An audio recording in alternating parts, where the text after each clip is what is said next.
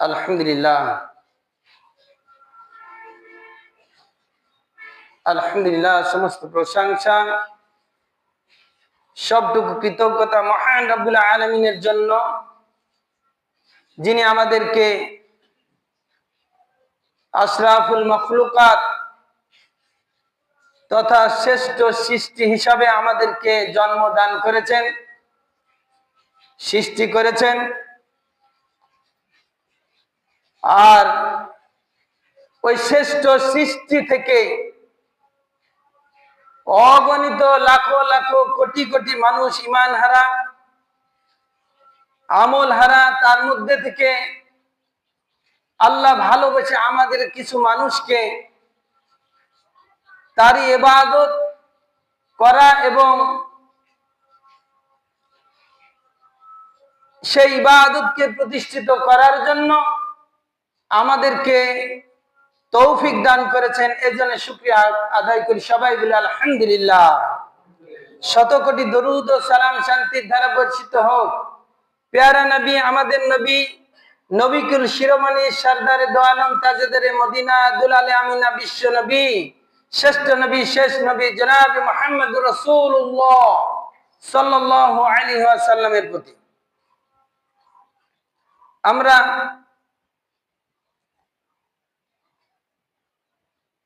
সকলে জানি, আবার কেউ কেউ জানিও না, কারণ আমরা এমন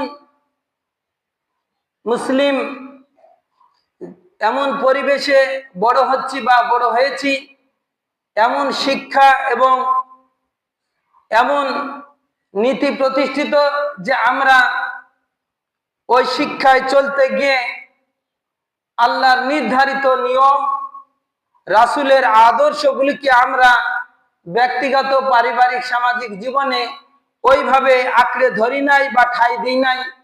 তার জন্য অনেকে নাও জানতে পারি। আমরা জানি আজকে হলো রজব মাসের শেষ দিন, আগামীকাল থেকে শাবান মাস। আমি সূরা তাওবার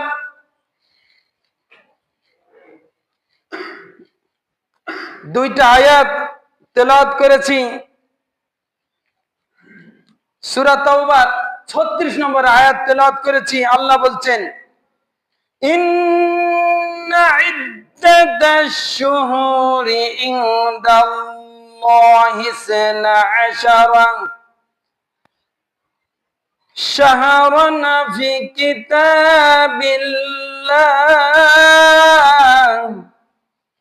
আল্লাহ রাব্বুল আলামিন বলছেন, নিশ্চয় মাসসমূহের মধ্যে গণনা আল্লাহর কাছে, 12 মাস আল্লাহর কিতাবে।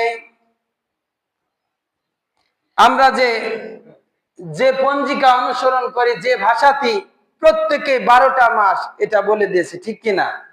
কিন্তু এখানে আল্লাহ বললেন পৃথিবী সৃষ্টির প্রথম থেকে। আল্লাহ রাব্বুল আলামিন বললেন, ইয়াউমা খালাকাস সামাওয়াতি ওয়াল আরদা মিনহা আরবাআতাম হুরুম। সৃষ্টির প্রথম থেকেই, অর্থাৎ আসমান এবং জমিন সৃষ্টি প্রথম থেকে এই 12টি মাস গণনা করে দিয়েছেন। গণনার মাস কয়টি? 12টি। ফালা তাজিমু ফিহিন্না আনফুসাহুম। এরপরে বললেন, মিনহা আরবাআতাম হুরুম, তাতে রয়েছে 4টি সম্মানিত মাস। 4টি সম্মানিত মাস। যালিকাদ দীনুল কাইয়্যিমা, আর এটাই হলো আল্লাহর কিতাবে লিপিবদ্ধ হয়ে গেছে।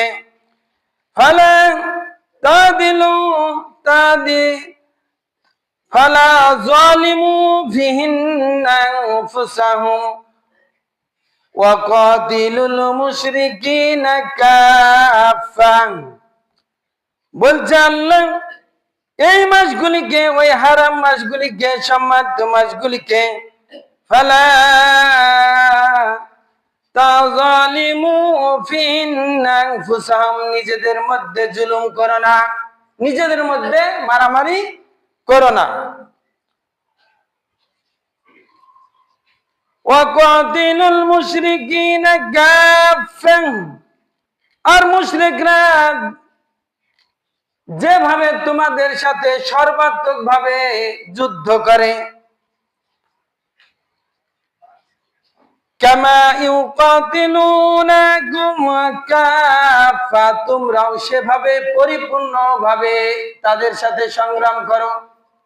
এখানে দেখেন, এখানে একটা শিক্ষণীয় বিষয় রয়েছে। এই 4 মাসে যুদ্ধ বিগ্রহ করা নিজেদের মধ্যে নিষিদ্ধ।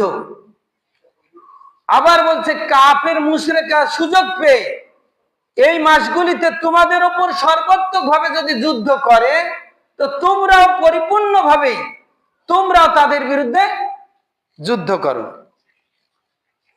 ওয়া'লামু আন্নাল্লাহা মা'আল মুত্তাকিন, আর জেনে রাখো নিশ্চয় আল্লাহ মুত্তাকিদের সাথেই আছেন। তাহলে সূরা তাওবার 36 নম্বর আয়াত থেকে আমরা বুঝতে পারলাম, ওই সৃষ্টির প্রথম থেকে 12টি মাস, আর এর মধ্যে 4টি মাস হলো হুরুম মাস, অর্থাৎ সম্মানিত মাস। এই মাসে নিজেদের মধ্যে তোমরা কোনো গন্ডগোল ফাসাদ জুলুম করো না। এই 4টি মাস কি কি মাস? একটি হলো একটু আলাদা, অর্থাৎ এই রজব মাস, আজকে রজব মাসের শেষ দিন। আর পরপর জিলকদ, জিলহাজ আর মুহররম, অর্থাৎ প্রথম মাস, এই 3টি, আর রজব মাস। এই 4টি মাস হলো পবিত্র মাস। তোমরা এই মাসগুলিকে তোমরা যুদ্ধ বিগ্রহ করো না নিজেদের মধ্যে। আমরা যেহেতু আজকে রজব মাসের শেষ দিন, রজব মাসটা বলা হয়েছে বধির মাস, অর্থাৎ এই মাসে আল্লাহ রাব্বুল আলামিন আমাদের দ্বারা অনিসলামিক কাজ, খারাপি কাজ, নিষিদ্ধ কাজ, বেদাত কাজ দেখতে চান না, তার জন্য বধির মাস বলা হয়েছে। আমাদের সমাজে শাবান মাসকে ঘিরে কিছু বেদাত এবং কিছু নিজের বানানো ইবাদত তৈরি আছে, যা আমরা অনেকেই কল্পনাও করতে পারি না। আল্লাহ রাসূল বলেন, ইন্নাল্লাহা লা ইয়াত্তালিউ ফি লাইলাতিন নিসফি মিন শাবান ফায়াগফিরু লিজামি'i খালকিহি ইল্লা লিমুশরিকি আও মুশাহিন। হাদিসে কুদসিতে আল্লাহ বলেছেন, শাবানের রাতে তার সৃষ্টির প্রতি দৃষ্টিপাত করেন এবং মুশরিক ও বিদ্বেষ পোষণকারী ব্যতীত সকলকেই আল্লাহ ক্ষমা করে দেন। সুবহানাল্লাহ।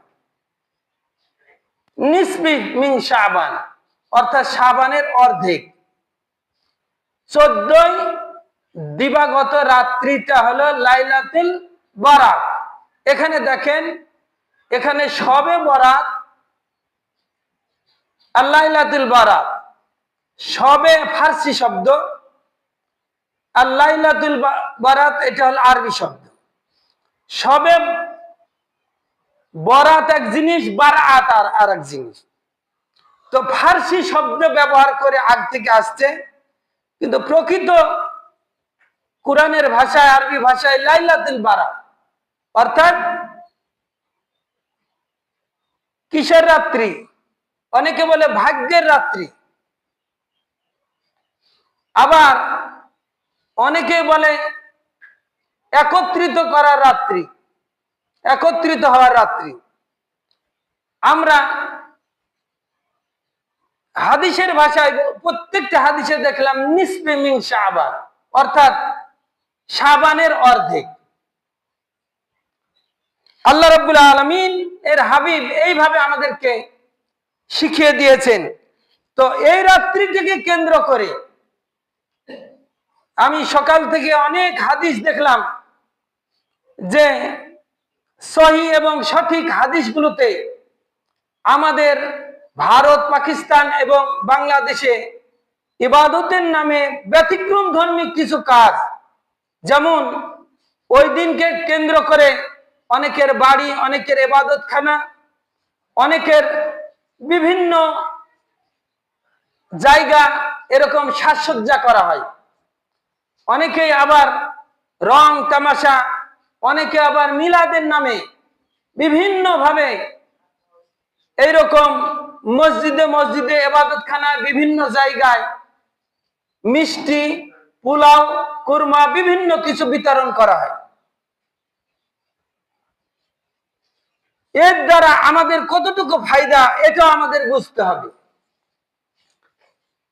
হাদিসগুলি পর্যালোচনা করে দেখা যায় রাসূলের জীবনে এইরকম কোন রাত্রি ছিল না, সকলে একত্রিত হয়ে এইরকম ভাবে সবে বরাত বা লাইলাতুল বারাত বা নিসফে শাবান যাই বলেন, এটা একত্রিত হয়ে কোনো কিছু পালন করেছে এরকম কোন হাদিস দেখা যায় না সহিহ সঠিক হাদিসে। কিন্তু আমাদের সমাজে করে।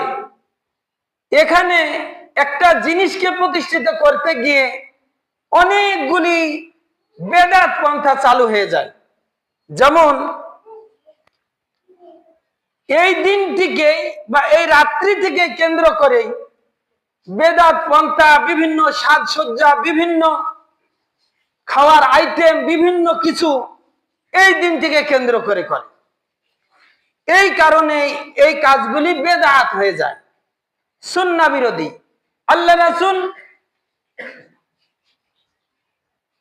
কোরআনে সূরা হাশরে বলে দিয়েছে, আল্লাহ সূরা হাশরে বলে দিয়েছে, ওয়াতাকুমুর রাসূল ফাখুযুহু ওয়া মা নাহাকুম আনহু ফান্তাহু।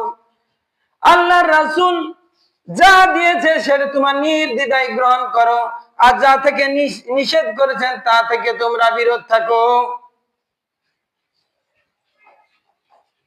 আল্লাহ রাসূল সম্পর্কে আল্লাহ অনেকগুলি আয়াত এরকম তুলে ধরেছেন, যেমন লাকাদ কানা লাকুম ফি রাসূলিল্লাহি উসওয়াতুন হাসানাহ।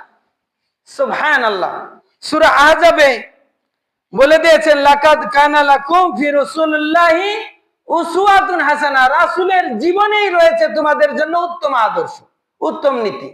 তো রাসূলের উত্তম আদর্শ নীতি রেখে আমরা অন্য পথ কেন ধরব? দেখা যায় কি যে কাজগুলি করলে আমাদের কিন্তু আছে সে কাজগুলি বেশি বেশি করতে ভালো লাগে। তার কারণ বেদআত পন্থাগুলি যেহেতু আল্লাহ রাসূল গ্রহণ করবে তার জন্য বেশি আকর্ষণীয় হয়ে যায়। এর জন্য আমরা অনেকেই আতশবাজি, অনেকেই পটকা, অনেকেই আবার এই রাত্রিটাকে কেন্দ্র করে জামাতবদ্ধ হয়ে সালাত আদায় করে। আবার এখানে দেখা যায় কেউ কেউ সালাতকে নির্ধারিত করে নিয়েছে, 8 রাকাত, 12 রাকাত, কেউ 100 রাকাত।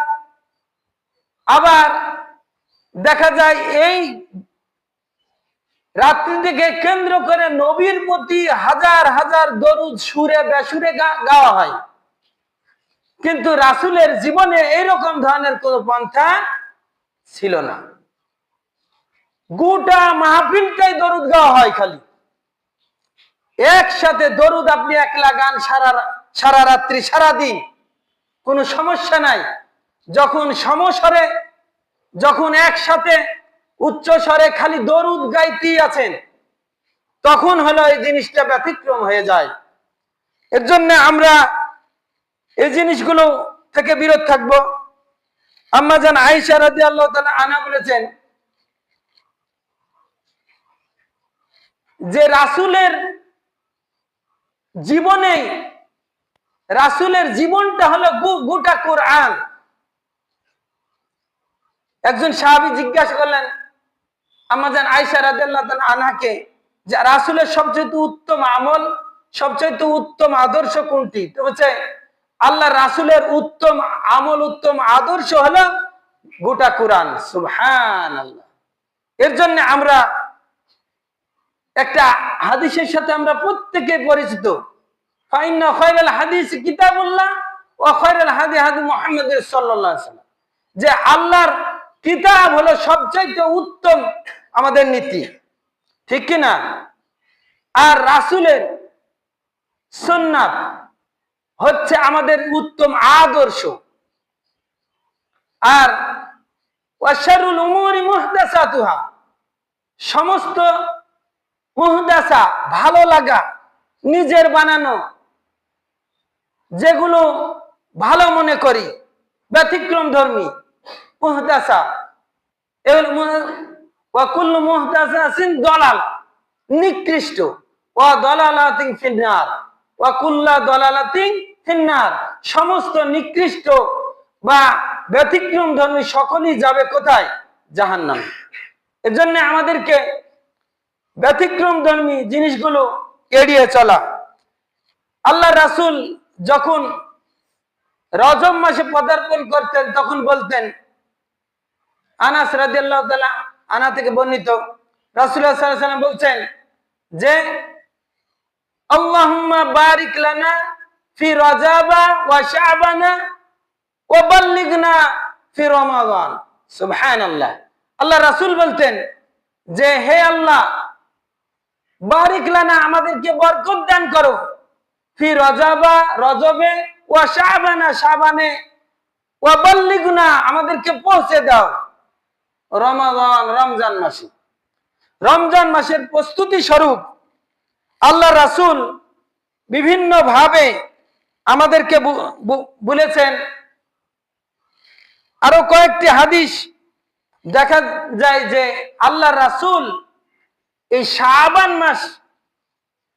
শাবান মাসে যে সিয়াম পালন করতেন, রমজান ছাড়া অন্য কোনো মাসে এত সিয়াম পালন করতেন না। এই রমজান মাসকে কেন্দ্র করে রমজানের প্রশিক্ষণ, রমজানকে সঠিকভাবে পালন করার জন্য এই রজব মাসের, এই শাবান মাসের ভিতরে আল্লাহ রাসূল বেশি বেশি রোজা রাখতেন। এখন প্রশ্ন, কিছু কিছু হাদিসে বলা হলো যে 3টি, 1টি, আর সহিহ কিছু হাদিসে বলা হলো অনেক, সবচাইতে বেশি। তো আমরা কোনটা পালন করব?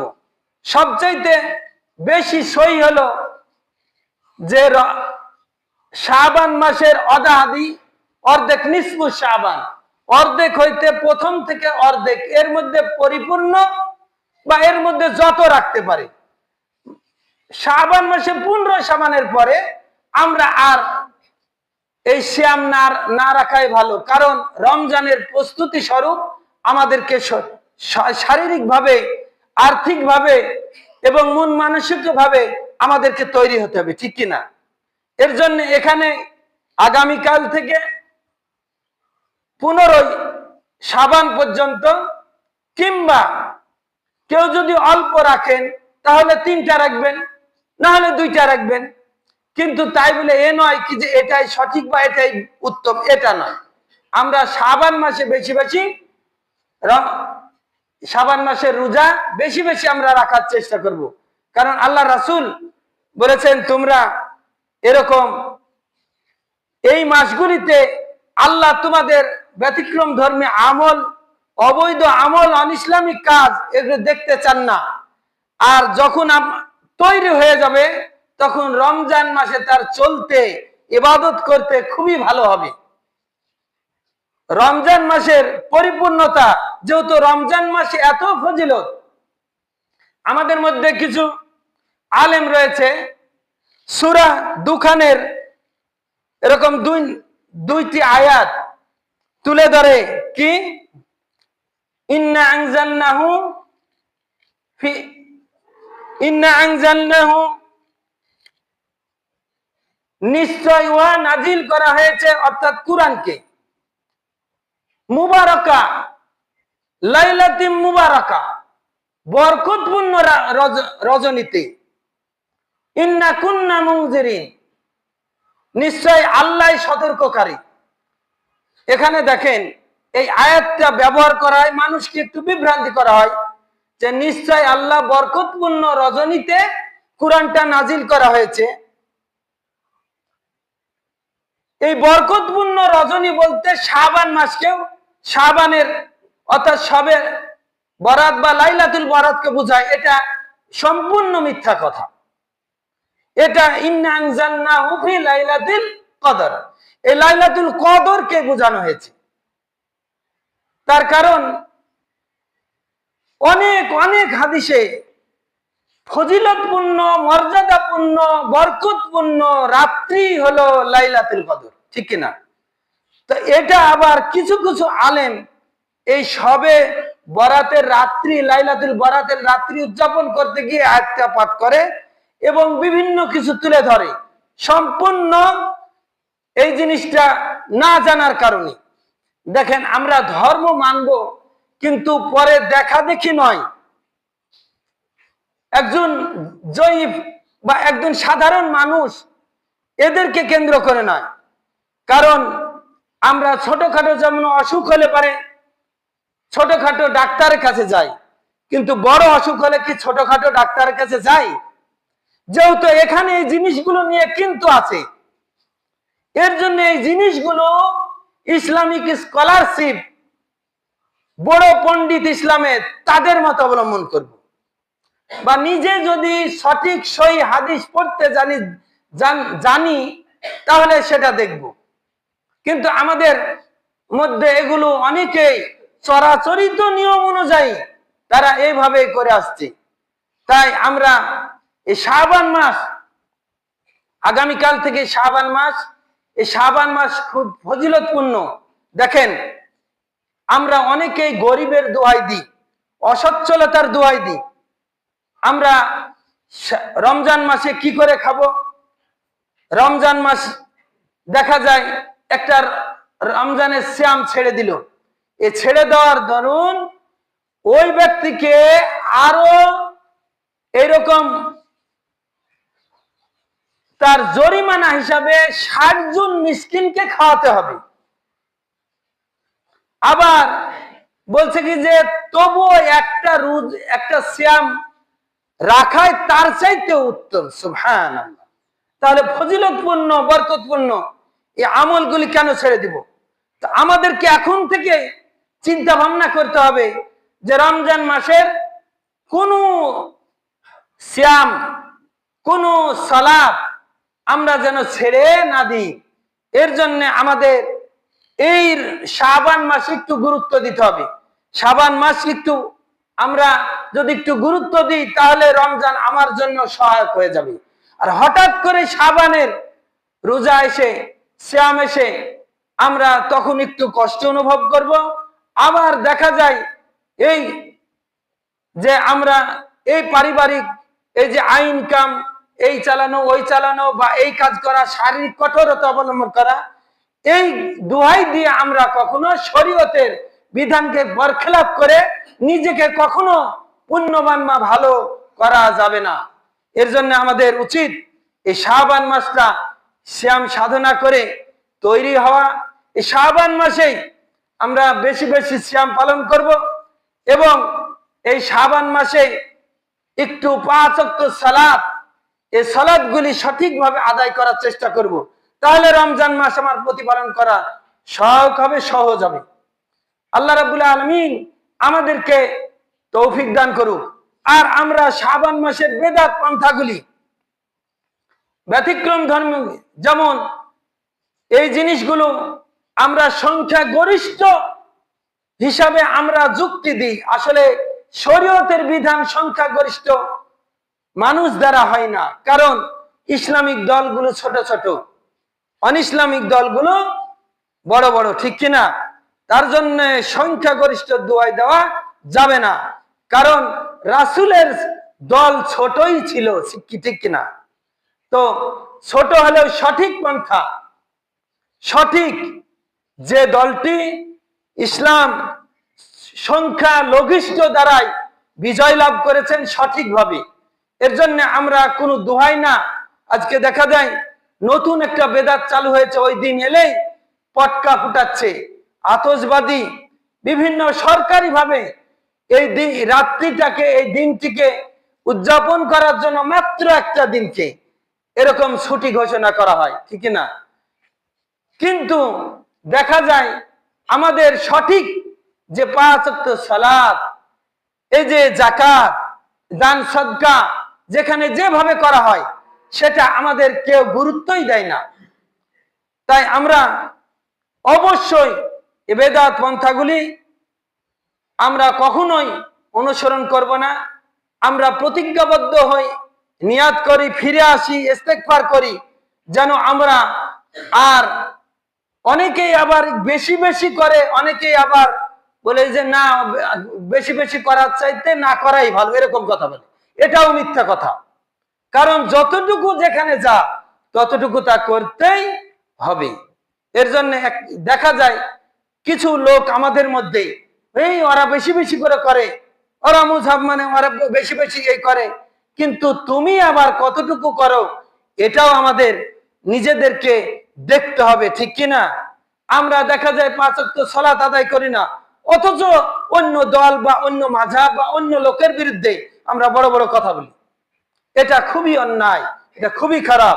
ওর জন্য সকল কিছু ভেদাভেদ ভুলে গিয়ে ওয়াতাসিমু বিহাবলিল্লাহি জামিআন ওয়া লা তাফাররাকু, আমরা ঐক্যবদ্ধ হয়ে আমাদের সঠিক দিনকে, সঠিক ধর্মকে, সঠিক জীবন ব্যবস্থাকে আমরা আঁকড়ে ধরি, বিচ্ছিন্ন না হই। তাহলে আল্লাহ রাব্বুল আলামিন আমাদের প্রতি খুশি হবেন। আমাদের প্রতি যে নির্দেশ, এই নির্দেশগুলো আল্লাহ এরকম প্রতিপালন করা হবে, আর তার বরকতে আমাদেরকে আল্লাহ রহমত এবং বরকত দান করবে। আল্লাহুম্মা সাল্লি আলাই, আল্লাহুম্মা বারিক আলাই।